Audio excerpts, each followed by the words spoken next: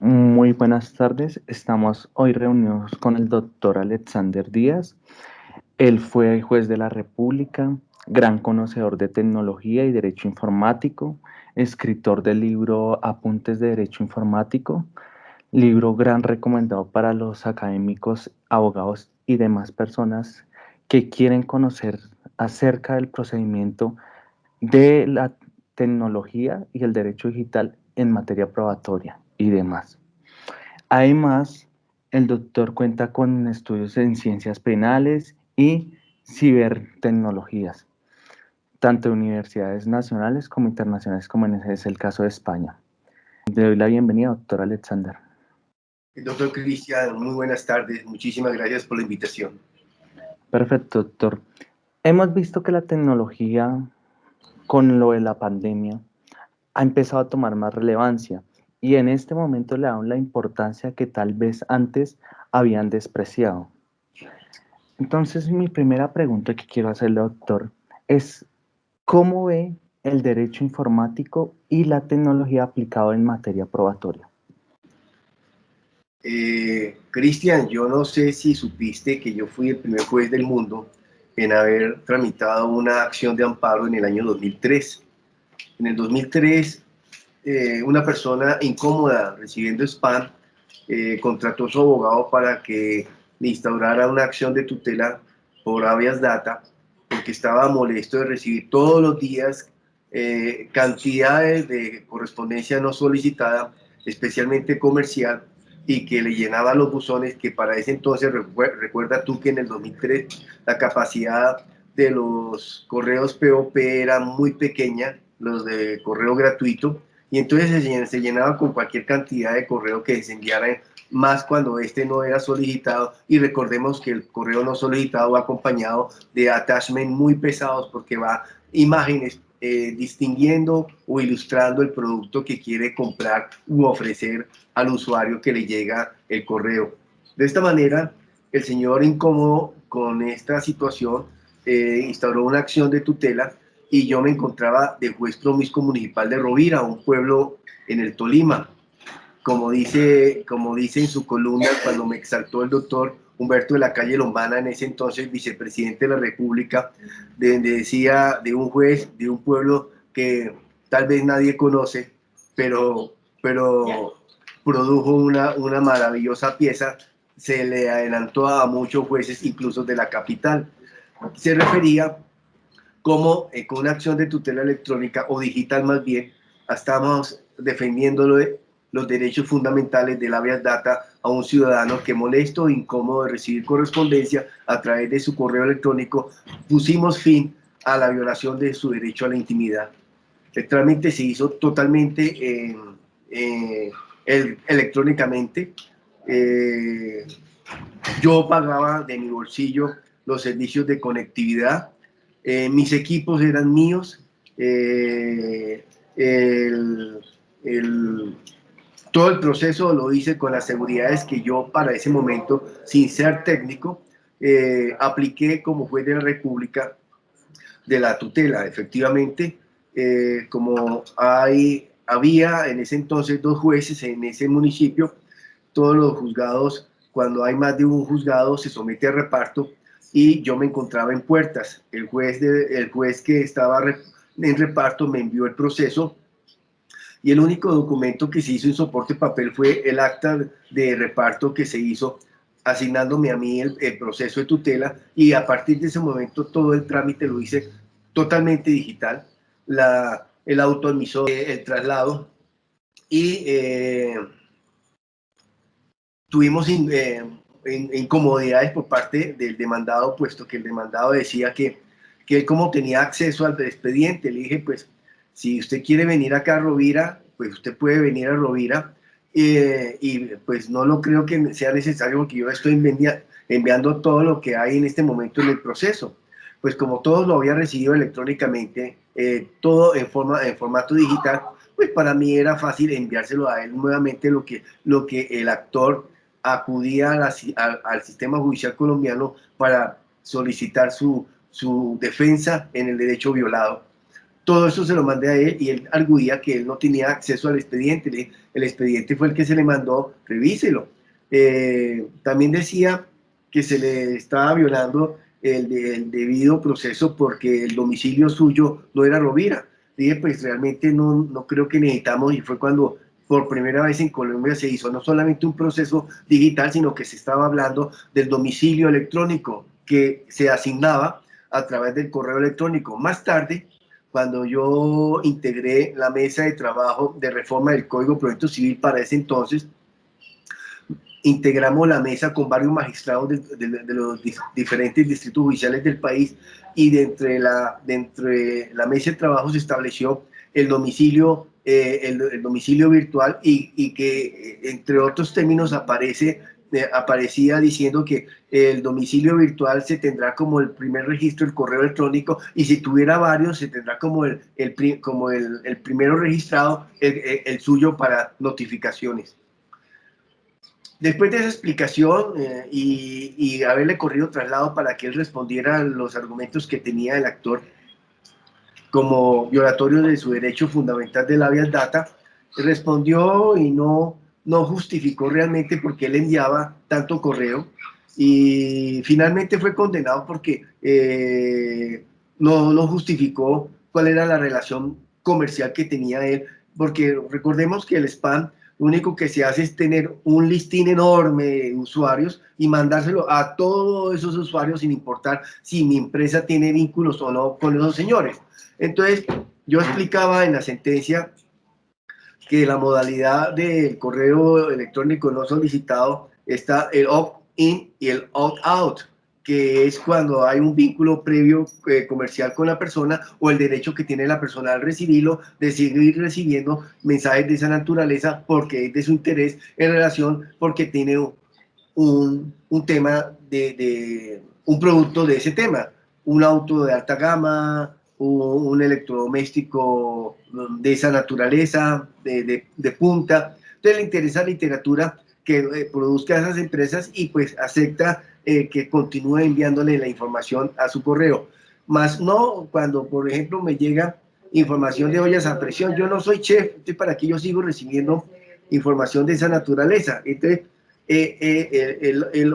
opción out, la opción de levantar, de escoger o de salir, pues no se le había dado él, sino que todo le había mandado una cantidad mortal de correo no solicitado y era continuo permanentemente cuando su community manager le distribuía toda la información a las listas de correos que los compran en Bogotá muchas veces en la 72, un CD lleno de listas de correo para masivamente enviar correo no solicitado. Como el demandado no justificó el envío, qué vínculos tenía, pues finalmente se le declaró violado el derecho de habeas data al actor. El demandado molesto porque lo habíamos condenado se le había declarado violador del derecho de habeas data, se le ordenaba cesar enviar correo no solicitado al señor y no le gustó y apeló. Toda la apelación la hizo electrónicamente a mi correo oficial, a diasg@sendot.ramajudicial.gov.co. Se le concedió el recurso y el acuen mío en Ibagué, como no conocía nada de esto,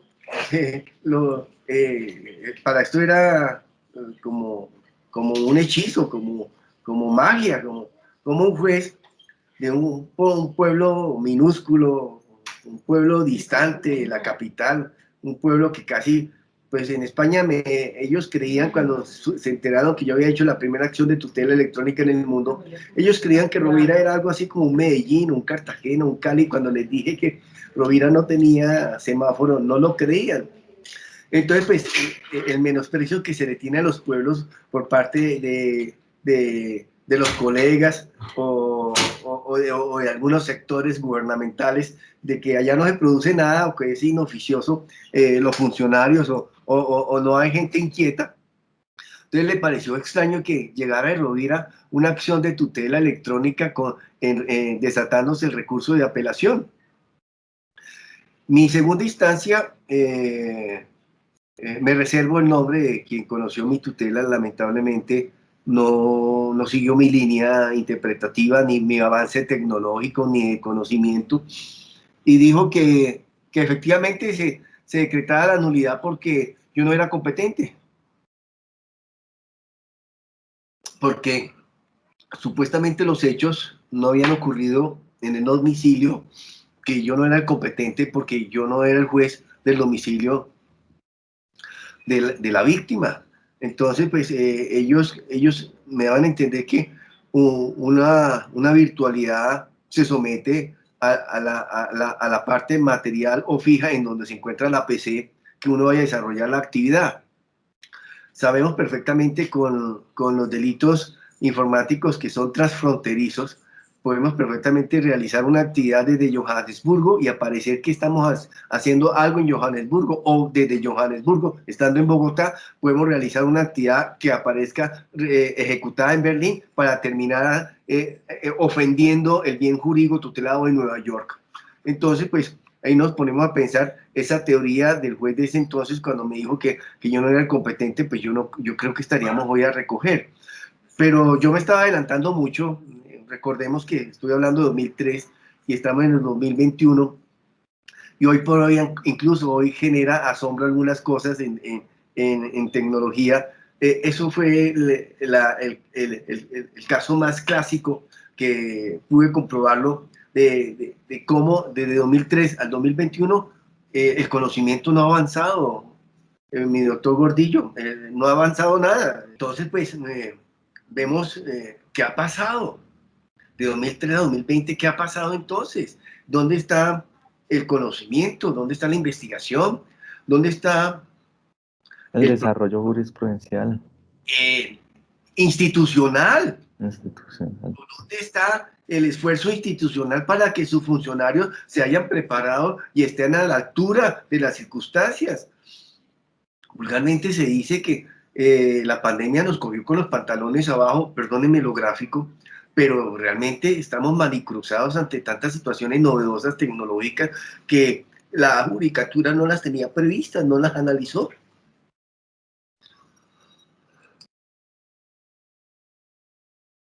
Sí, además recordemos que tú también fuiste el autor de la ley de delitos informáticos en Colombia, ¿no?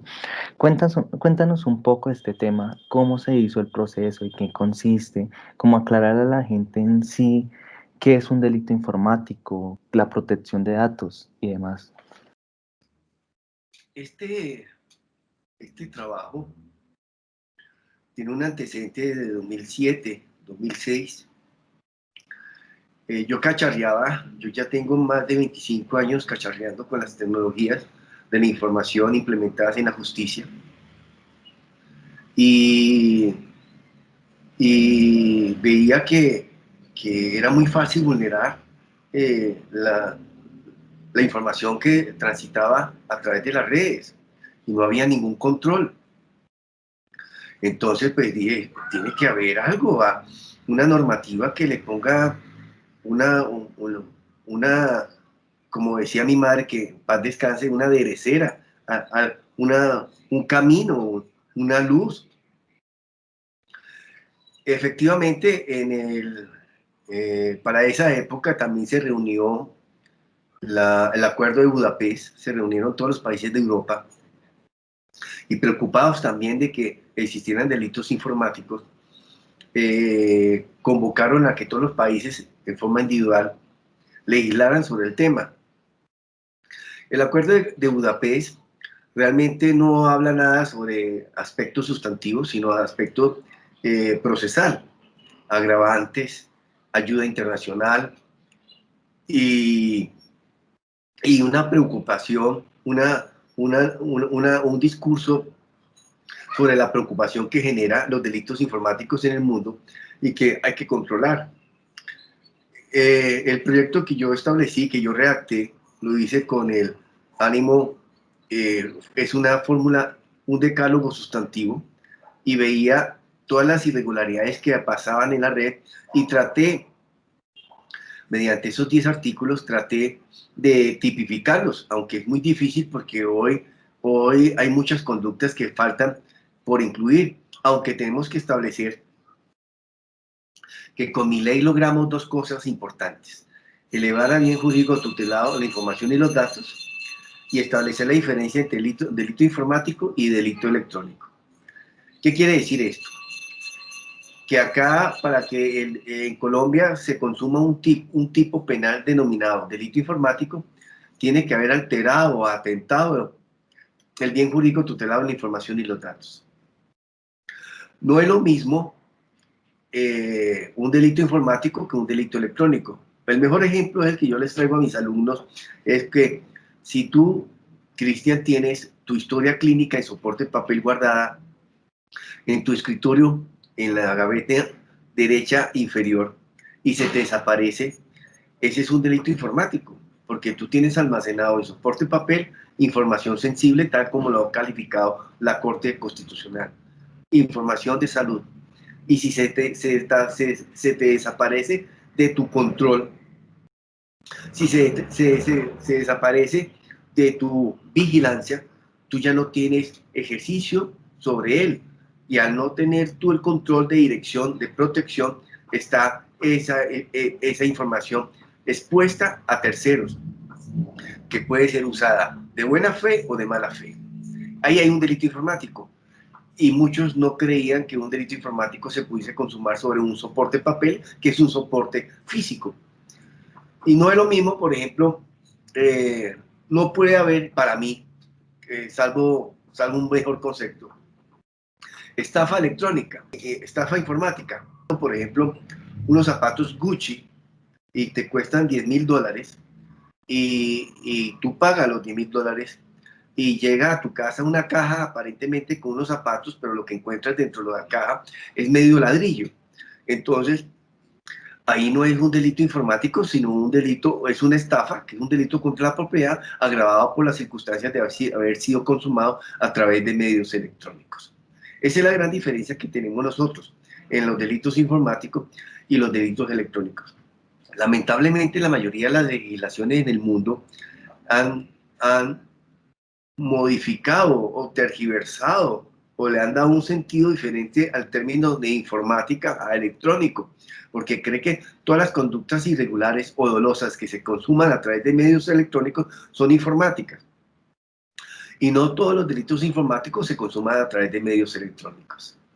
Porque incluso los funcionarios judiciales como la policía judicial y demás les queda muy complicados saber la diferencia, cómo recaudar una prueba informática, un mensaje de datos. Incluso en una entrevista que tú das para una televisión internacional menciona el caso del hijo de Uribe, que fue amenazado por Facebook. Entonces cuéntanos un poco este tema que es súper interesante, por favor. Lamentablemente, algunos funcionarios de policía judicial están acudiendo a actos irregulares para alcanzar la prueba electrónica.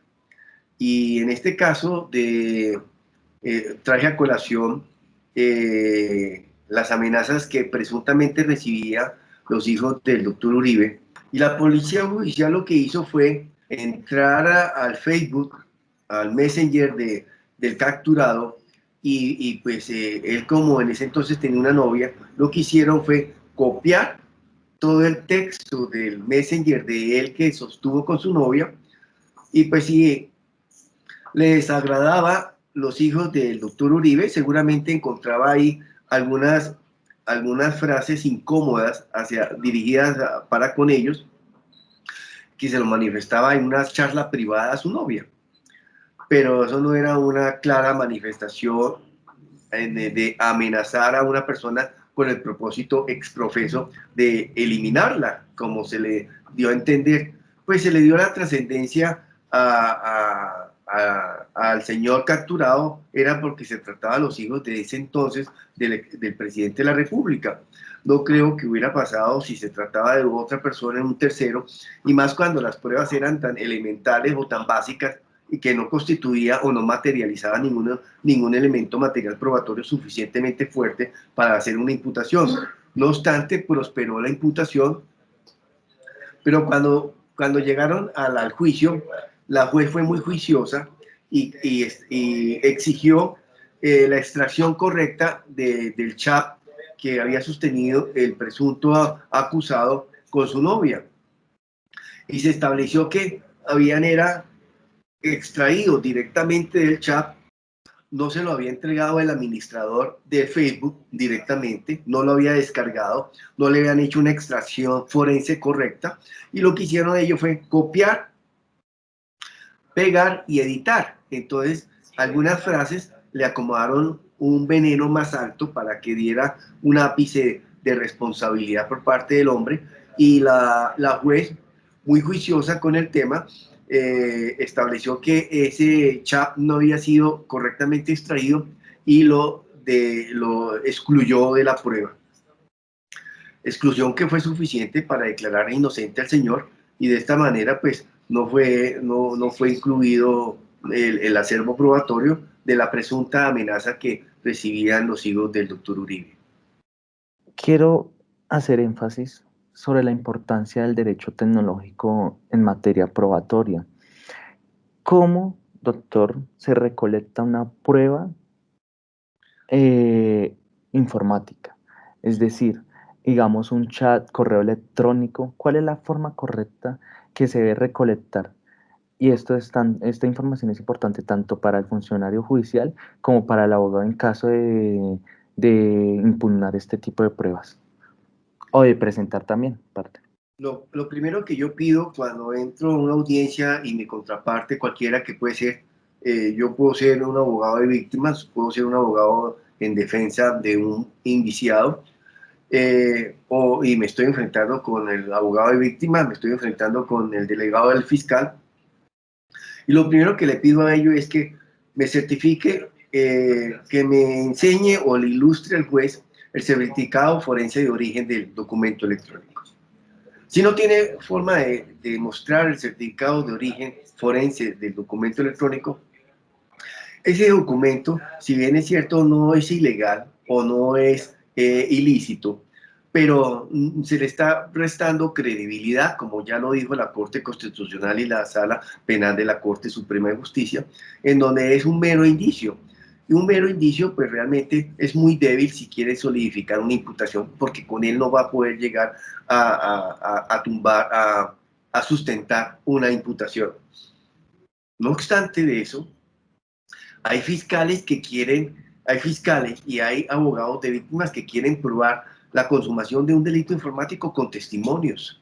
Cristian, absurdo, absurdo. Y la academia lo sabe, que la única forma para probar un delito informático es con un informe forense de extracción en donde establezca las condiciones especiales de la prueba electrónica, del documento electrónico.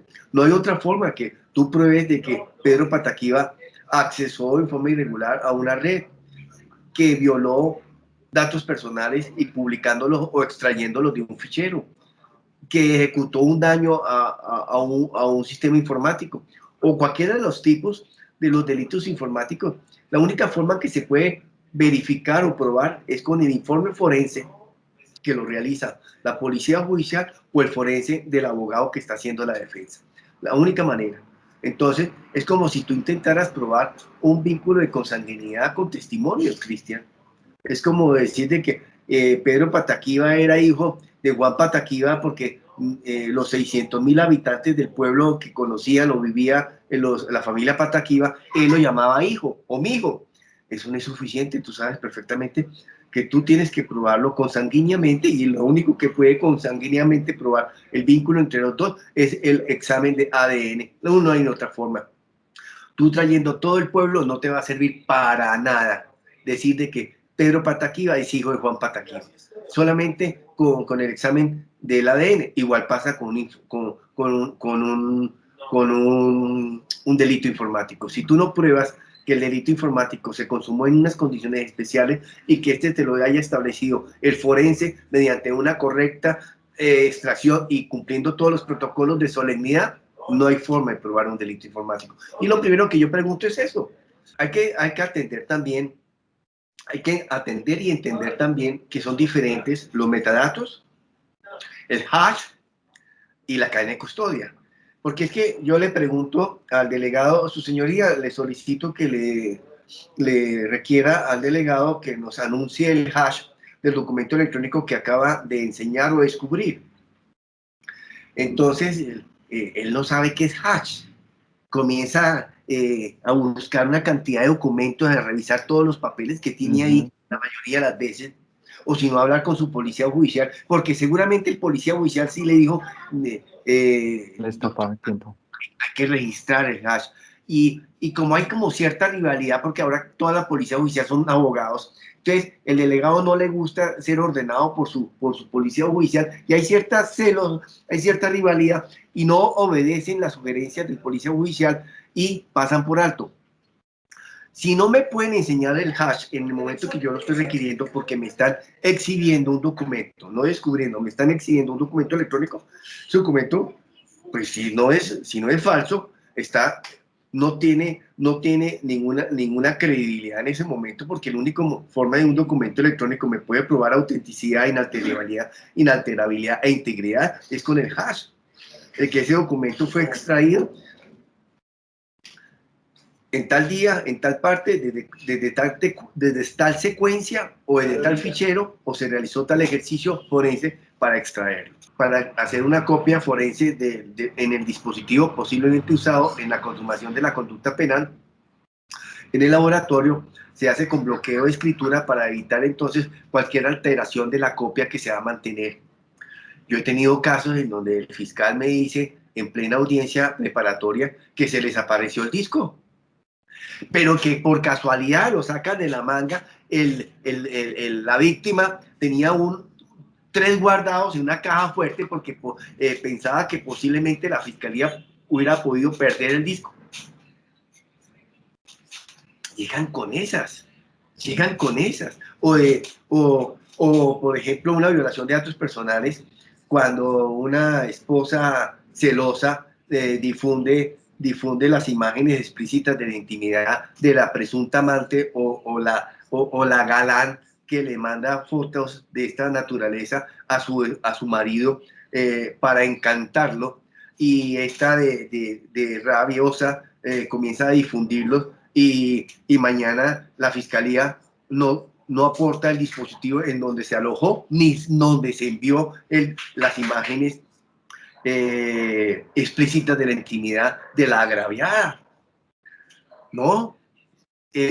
Anexan, la fiscalía llega a tal extremo de anexar screenshots de equipos de terceros en donde supuestamente eran las imágenes de las que se dice o se imputa que fueron las imágenes usadas. Entonces, casi que ni siquiera son ni siquiera son imágenes de referencia, Cristian. Ni siquiera vienen a constituirse porque el screenshot tiene que tener unas características especiales. Y hablando de screenshot, recuerden ustedes, y yo creo que tú recordarás con precisión, el caso del señor que una buseta chocó con su vehículo, era un campero, y el bucetero suele ocurrir en Bogotá y en todas las partes del país, que cuando chocan no tienen plata, no responden o huyen. Entonces este señor lo que hizo fue atravesarle su auto, la víctima, y no obstante que le había atravesado el auto, el hombre quería fugarse y el hombre se acostó debajo de las ruedas de la buseta y todo el mundo tomó las imágenes, ¿no? Y la fiscalía llevó esos screenshots a, a la, a la a la audiencia concentrada para probar de que lo que se había hecho, porque lo estaba calificando incluso una tentativa de homicidio, y lo desechó porque no tenía las condiciones especiales probatorias, los screenshots, para haber alegado una integridad, una inalterabilidad y una autenticidad de la prueba. Sí, ese caso es muy recordado también y además que fue muy publicado en redes sociales y demás. Y es que hay que diferenciar entre un video subido en una red social y una prueba, ¿no? Esa es totalmente diferente. Tiene que tener una cadena de custodia, tiene que haber sacarlo del original sin alterarlo, ¿no? Entonces, explícanos un poco este tema, ¿no? ¿Cómo se hace la captura de la prueba? ¿Cómo es el procedimiento, no? Porque también eso fallan mucho, ¿sí? Digamos, con solo mover el teclado, darle un espacio, alteran totalmente la información y ya esta prueba no puede ser recibida porque pierde su idoneidad y su licitud, obviamente. Sí, Cristian, eso se llama protocolos. Esos protocolos o solemnidades se tienen que llenar y cumplir rigurosamente. Si no se cumplen, ya estamos fallando con la presentación de la prueba. Y si nos enfrentamos con un abogado que sepa derecho informático, seguramente que nos la va a tumbar. Porque los protocolos, como dices tú, se tienen que extraer desde su original. Entonces, si tenemos, por ejemplo, en el caso de la chica, de los videos explícitos que los reprodujo, eh, reenviarlos, se tuvo que haber capturado o incautado el teléfono desde donde se, se reenviaron, porque se exponía o afirmaba la fiscalía que la chica que galanteaba con el marido de la presunta indiciada había reenviado, le enviaba imágenes explícitas de su intimidad para recrear a su admirador. La esposa de este señor se enteró y entonces lo que hizo fue ella, al parecer, reenviarlo. Entonces lo que debió haber hecho la fiscalía fue haber buscado el teléfono de donde él estaba recibiendo las imágenes explícitas de la intimidad de la presunta admiradora y, y una vez con ella incautado, hubiéramos establecido entonces de que no solamente había recibido ese, sino varias veces imágenes de esta naturaleza, sino que también alguien, ya era una cuestión probatoria, alguien había reenviado esa información a más números telefónicos, pero el teléfono nunca se encontró, nunca se encontró, la fiscalía no lo aportó. Y hay una cosa muy particular, la presunta víctima, la que había sido ofendida por la difusión de las imágenes que ella le enviaba para galantear a su admirador con las imágenes explícitas, ella tampoco lo aportó. Ella nunca aportó el teléfono. Pensamos de que ella no lo aportó fue porque ella no solamente lo hacía con el esposo de la señora, sino que lo hacía con muchos otros admiradores. Y ella no quería que la fiscalía o la policía judicial estableciera que aparecían en vivo no solamente al número telefónico del esposo de la señora, sino que aparecían en vivo a muchas otras más personas. Entonces, ¿en dónde estaba su moral? ¿En dónde estaban sus principios? ¿O en dónde estaba el recato que ella alegó para cuando instauró la denuncia en contra de la persona que difundió finalmente las imágenes que recibió su marido? Entonces, ante esa ausencia probatoria, pues el juzgado no puede decir lo contrario. La única manera de probar un delito informático es con los elementos materiales probatorios, y los elementos materiales probatorios hubieran sido el estudio forense que él hubiera hecho al smartphone del galanteado, del galán, del galán que recibía imágenes explícitas de esa admiradora. El teléfono de la admiradora que le enviaba imágenes explícitas, se tenía que cotejar los dos teléfonos, si efectivamente este había enviado imágenes a este teléfono y a su vez a este teléfono del presunto agresor, como se afirmó en la imputación, efectivamente había reenviado esas imágenes a números terceros y no se probó. No obstante, se imputó y iba a acusación. Entonces, pues es una situación bastante difícil y en Colombia ocurren cosas extrañas. Por ejemplo, tú le puedes preguntar a cualquier experto forense, ingeniero forense o técnico forense, y sabrás perfectamente que la única manera de probar una difusión para una violación de datos personales en unas condiciones como las que le explico, es la única forma de probarlo, no hay otra forma. Tú no puedes decir de que efectivamente viste a Margarita con una foto en donde aparecía una señora acariciándose unos genitales, pero ¿quién era? o usted vio todo el video, señor. ¿Quién era la que aparecía ahí? No sé, eso me lo pasaron rápido. Esos eran los testigos que tenía la fiscalía. Sí, a mí me mostraron una vez unas imágenes, dijeron que era Margarita, a mí me dijeron que era Pedro, pero yo no sé, eso es prueba para un delito informático, no, Cristian. Entonces, hasta cuando la judicatura no aprenda efectivamente, realmente a probar un delito informático, tendremos muchos inconvenientes y posiblemente yo creo que muchas de esas conductas irán a parar a la Corte Interamericana de Derechos Humanos por violación del debido proceso. El principio de legalidad, ahí se les está violando a esas personas. Por ejemplo, a mí porque me interesa el tema tecnológico, lo he investigado, lo he leído, te he leído. Además, gran doctrinante sobre el tema, recomendadísimo para Gracias. todo tipo de abogados que quieran aprender sobre el tema tecnológico y el derecho informático. Pero en las facultades a uno no le dan por lo menos una introducción, una materia, porque a uno le dan derecho de familia, penal, pero algo que abarque el tema tecnológico, creo que ni siquiera están, por lo menos en mi universidad, que reconozcan esto de tema en los pregrados, ¿no? Claro está.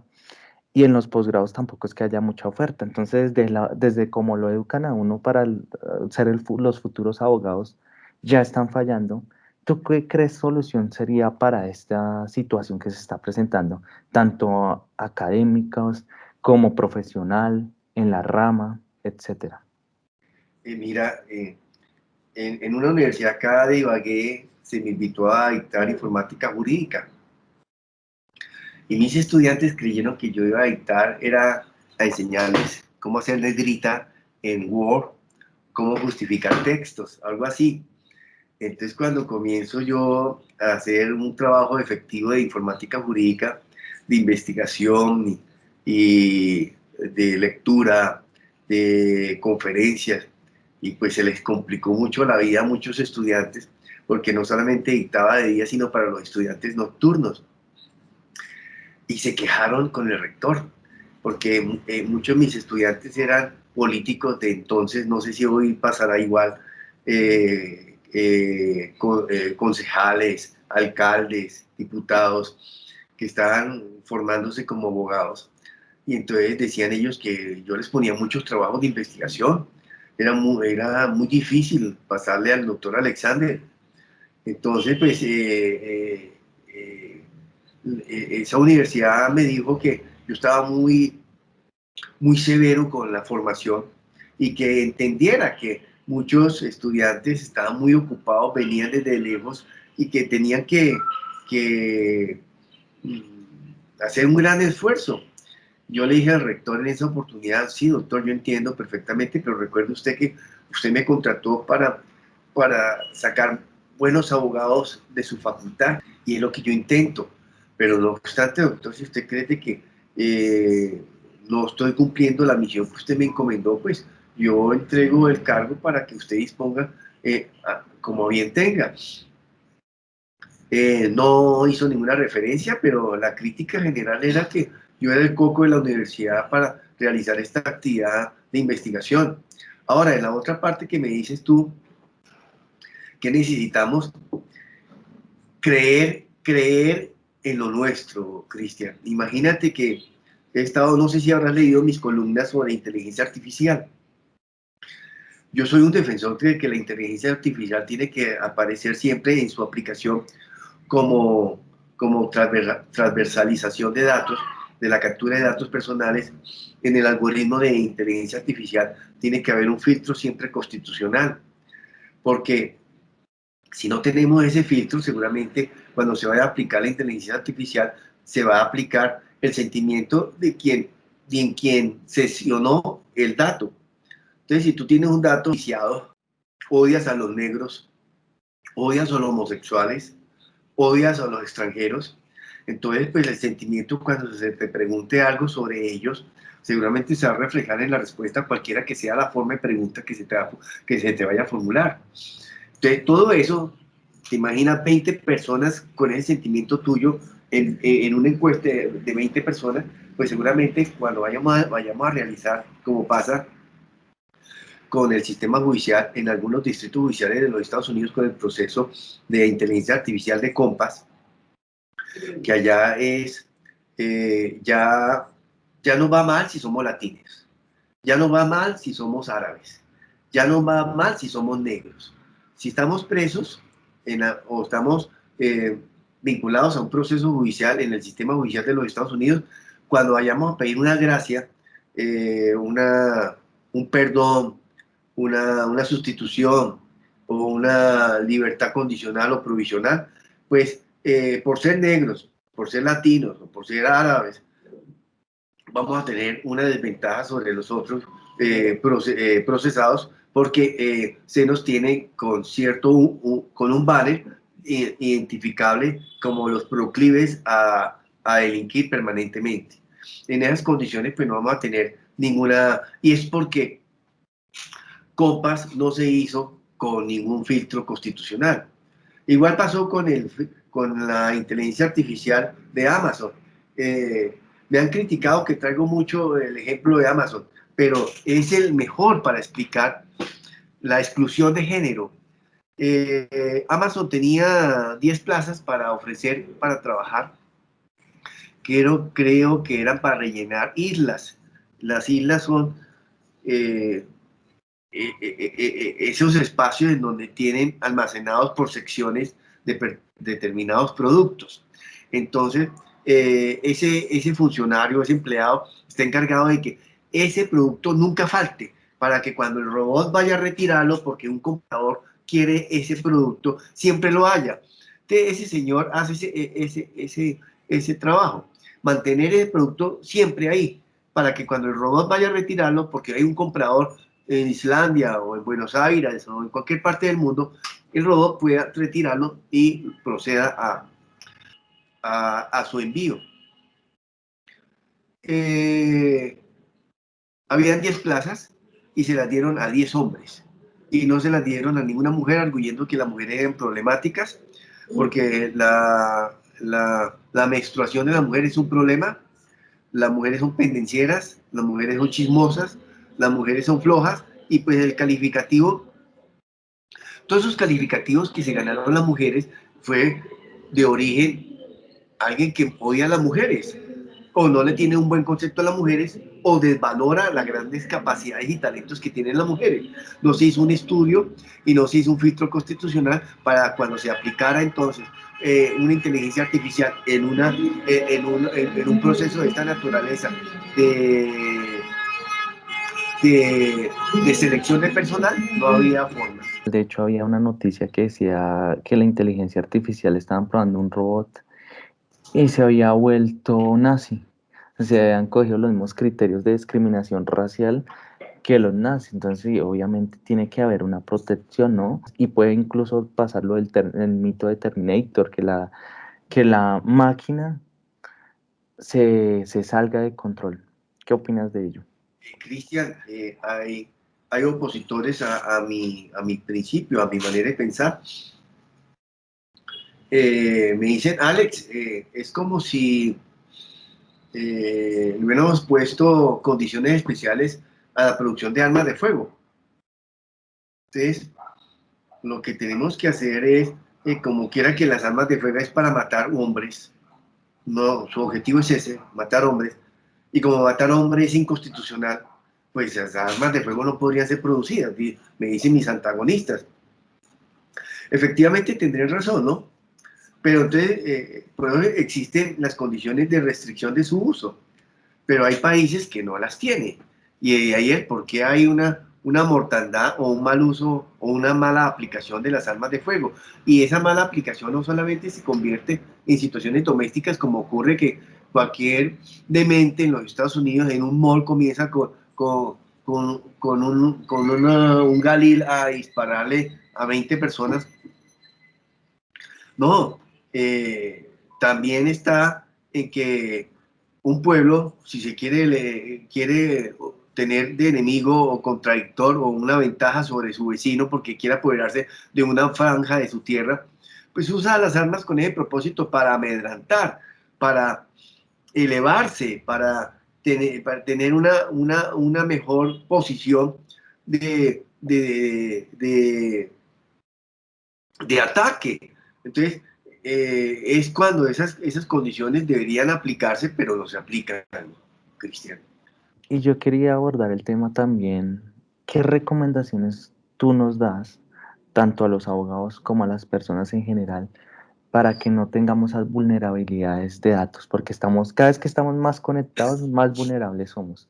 Entonces, ¿cómo evitar el hackeo de cuentas bancarias, de cuentas personales, etcétera? O sea, todos esos phishing y todo ese tipo de técnicas de alteración de datos y demás, estos delitos. Eh, una de las formas que aprovecha el delincuente informático es el morbo de la víctima. Entonces, a nosotros nos gustan ver las mujeres desnudas o escasas de ropa o en posiciones eróticas y pensamos que se ven muy atractivas y nos levantan la libido.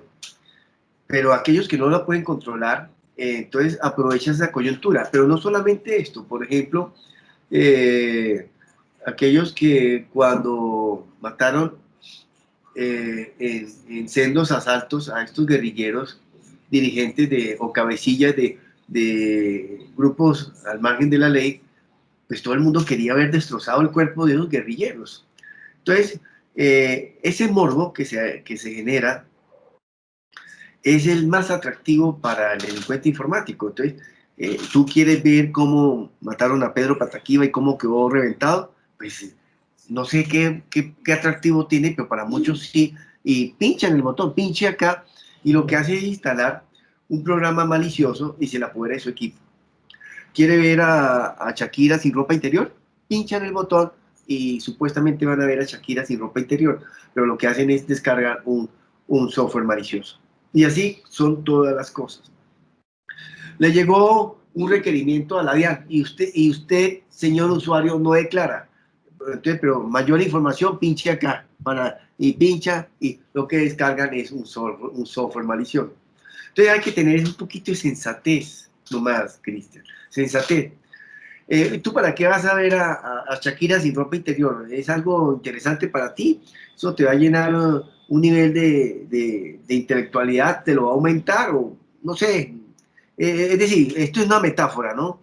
Te pueden poner cualquier otro ejemplo de cualquier otra artista muy bonita, muy exquisita, muy sinuosa en su cuerpo, para despertarte ese ánimo.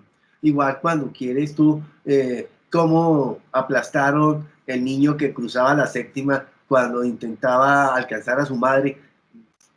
Sí, eso es algo desgarrador, es algo, pero no tiene nada práctico, a no ser de que tú vayas a ser el defensor de la mamá para reclamar la indemnización por la muerte violenta de su hijo en un accidente de tránsito. Pero el resto yo no creo que quieras tú ver más detalles al descargar algo que no te interesa, no te motiva ninguna ampliación de conocimiento ni nada. Pues ¿para qué lo haces? Entonces hay que analizar esas cosas para tener cuidado. Y así es con todo, Cristian, todo, todo, todo.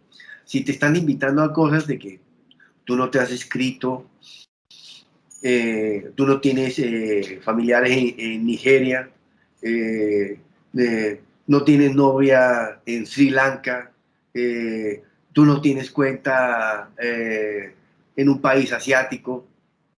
Ante esas circunstancias, es extraño que tú comiences a recibir correspondencia de esos sitios, de esos personajes extraños, no tienes por qué abrirlos. Entonces es un poquito de sensatez para evitar tú estar en una circunstancia de esta naturaleza. Eh, Tuve dos clientes de ransomware, le secuestraron su cuenta y parece que el contador le gustaba visitar sitios para adultos y en uno de estos sitios parece que descargó un software malicioso y se la apoderaron de la cuenta y se la secuestraron. Pero y ellos le exigieron un valor significativo, alto, y ellos arguyeron que no tenía dinero para pagar, para pagar el descifrado de su cuenta secuestrada. Le cifraron todo el archivo de la empresa, todo, absolutamente todo. Y ellos pidieron una suma significativa en dólares. Ellos dijeron que no tenían, dijeron, mentiras, usted el 23 de abril de 2020 hizo una transferencia de tanto y tanto de una ciudad, a esta empresa. O sea, que cuando te secuestren a ti la información, eso no fue por casualidad anoche, no, no. Y te están pidiendo hoy 20.000 o 50.000 o 100.000 dólares. Ya te tienen vigilado durante un periodo de tiempo largo. Y ya te dicen a ti, ya hasta te dicen quiénes son tus clientes. Mi querido Cristian, ya te dicen, usted hizo una transferencia de 32.000 dólares a Nueva York, al banco Citibank, a la cuenta de la empresa Chemical Company Jersey. Y ya saben, ya te tienen todos los datos, porque ellos monitorean todos los ficheros de tu empresa y vigilan especialmente los contables, a ver cuál es el manejo contable que tú tienes. Entonces, la recomendación, Cristian, es que no bajemos, no pinchemos, no abramos y no interactuemos con personas extrañas, con extraños propósitos. Me excusa la cacofonía. Doctor, es que el tema es complejo y además siempre se aprovechan de la ingenuidad, ¿no? De las personas y son cosas tips que a veces no sobran, parecen obvios, pero no sobran decirlos. Bueno, doctor, no me queda más sino decirle muchas gracias por asistir a esta conferencia, esta charla. Muy interesante, se nos quedan muchos temas por abarcar, pero por lo menos logramos darle más claridad al tema. Muchas gracias, doctor. Mi doctor Cristian Gordillo, muchísimas gracias por la invitación. Es un honor y estoy a tus órdenes para futuras invitaciones sobre otros temas. Si tú tienes a bien, me dices qué tema puntual quieres que tratemos y hablamos en esa oportunidad a guisa de webinar o a guisa de panel. Entonces, pues podemos hacerlo en los dos formatos si lo tienes a bien. Y gracias por la invitación, muy gentil. Perfecto, doctor. Entonces estamos en contacto y muchas gracias por su participación. Gracias a ti. Dios te bendiga. Felicidades. Felices fiestas en tu casa. Y Igualmente, doctor. mucha salud para ti. Igualmente.